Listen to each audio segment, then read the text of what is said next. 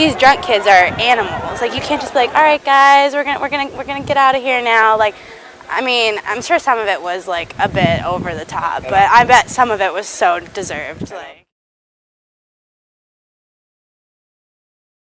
what the riot police did wrong was they were actually being like overly violent, like hyper violent, in the sense that they seemed kind of militarized in the way that they were supposed to de-escalate the situation, and they didn't do that. Hey, ho, ho, pepper spray has got to go! Hey, hey, ho, ho, pepper spray has got to go!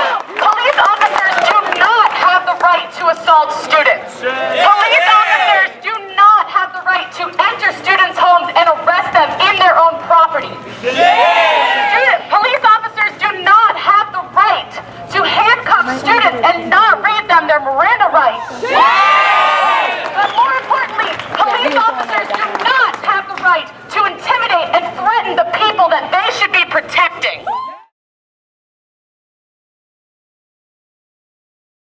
I do think that like they were doing their job. It may have gone a little out of hand, but if they felt it necessary to break up what was happening, then they should have done it.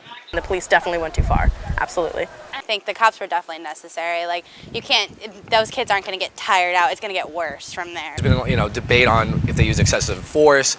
To a certain degree, I could see how they did, but also there's a reason why they're using this force. I definitely think they overreacted. But I mean, they weren't prepared. They weren't trained for it. This is exactly what I kind of expect.